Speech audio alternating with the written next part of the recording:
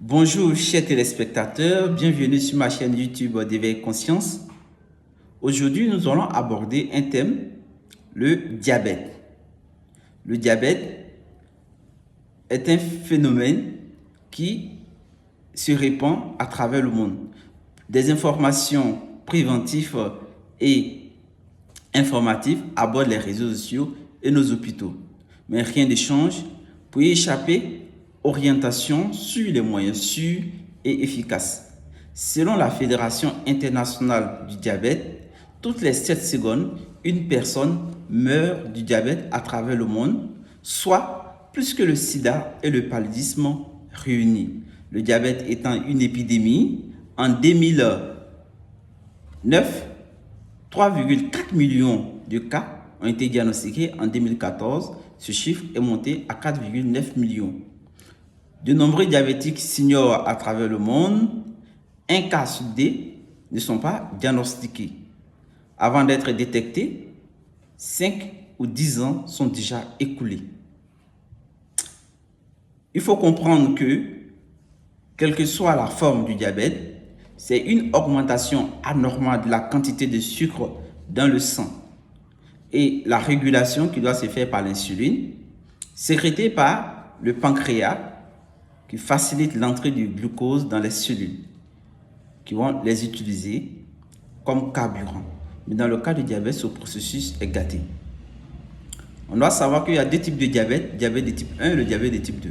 Le diabète de type 1, qui est une maladie auto-immune où l'insuline est sécrétée peu ou pas du tout sécrétée, survient fréquemment chez les enfants et chez les adolescents. On parle de diabète juvénile. Le diabète de type 2, qui occupe 90 à 95% des cas diabétiques. Dans ce cas, l'insuline est produite par le pancréas, mais les cellules réagissent mal ou refusent d'utiliser correctement l'insuline. On parle du prédiabète ou l'insulinorésistance. Face à la résistance cellulaire, le sucre reste dans le sang. La génétique également est incriminée dans le cas du diabète de type 2. Étant un développement insinueux, le diabète de type 2 apparaît à partir des 40 ans, mais aujourd'hui, ça se trouve chez les enfants et chez les adolescents. Accompagné de surpoids abdominal et de l'obésité, on parle également de diabète gras. Le diabète gestationnel qui survient chez les femmes enceintes à partir du deuxième trimestre de la grossesse, suite à des modifications hormonales et une alimentation riche. Ces femmes ont un risque de développer le diabète de type 2 après l'accouchement. Le diabète de type 2, de type 1 peut être prévenu en offrant une meilleure alimentation à son enfant, tout en évitant les produits laitiers. Mais aujourd'hui, nous parlerons du diabète de type 2.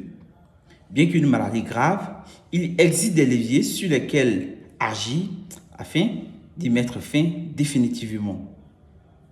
Les signes évocateurs du diabète, la fatigue intense, soif. Alors, les signes évocateurs de l'hyperglycémie, diabète, la fatigue, la soif intense, la bouche sèche, l'envie fréquente d'uriner. L'examen pour diagnostiquer le diabète, on parle, il s'agit du dosage du sang. La glycémie normale qui est estimée entre 0,70 à 1,10 grammes par décilitre. Le taux optimal est estimé à 0,85. Lorsqu'il y a hyperglycémie, ce taux augmente à au-delà de 1,10 grammes par décilitre. Vous serez déclaré diabétique lorsque le taux dépassera 1,26 grammes par décilitre. La surveillance également du diabète passe par le dosage de l'hémoglobine glyquée qui évalue la glycémie moyenne des 3 derniers mois. Diabète, les risques, les effets du diabète. Le diabète a un effet destructeur sur tout l'organisme, surtout au niveau des vaisseaux sanguins, des neurones, des yeux. Cela est dû à la glucation, on parle de caramélisation interne, ce qui va augmenter le risque de maladies cardiovasculaires, d'insuffisance rénale et des affections oculaires. Toutes les études montrent que 9 cas, autant pour moi, toutes les études montrent que dans 9 cas sur 10, les 5 facteurs suivants sont incriminés dans le diabète de type 2. Il s'agit de l'excès de poids, des mauvaises habitudes alimentaires, du tabagisme et de l'excès d'alcool, plus la sédentarité.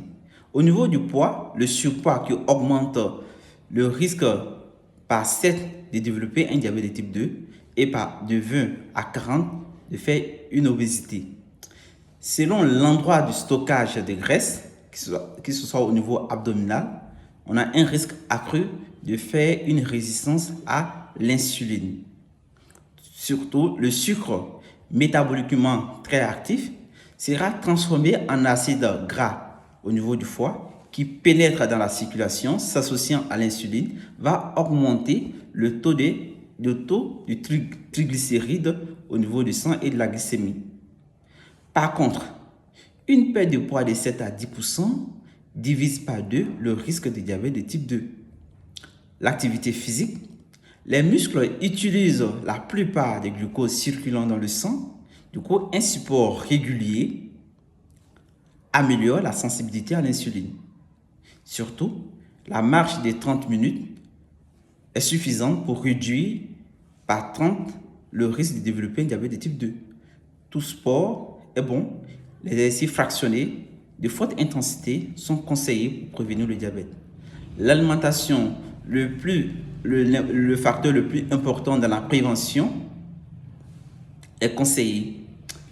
Les aliments à index glycémique bas et riches en fibres. Donc, je vous recommande d'avoir un régime paléotique et méditerranéen qui va préconiser, n'est-ce pas, qui va éliminer le lait, le céréal, le sucre, le sel, les produits raffinés et prioriser les fruits, les légumes, les noix et graines bio, les œufs, le poisson, la patate douce, le taro et le panais. Selon une étude anglaise, une alimentation très pauvre en calories et riche en fibres pendant 3 mois a permis de guérir du diabète de type 2. Avec la volonté et une surveillance médicale, cela est envisageable. Quand des médicaments déclenchent le diabète, méconnus dans la prévention du diabète de type 2, certains médicaments provoquent l'hyperglycémie, aggravent le prédiabète, rendent diabétique. Il s'agit des statines qui nous sont prescrits contre le cholestérol, qui augmentent le risque à 46% le risque de faire un diabète de type 2. Les corticoïdes, certains neuroleptiques et anticancéreux. Les neuroleptiques, c'est des somnifères que nous utilisons pour pouvoir dormir. Certains antiviraux et contraceptifs hormonaux augmentent le risque de faire du diabète de type 2. En cas d'hyperglycémie, lors de la prise de ces médicaments, leur arrêt améliore la situation.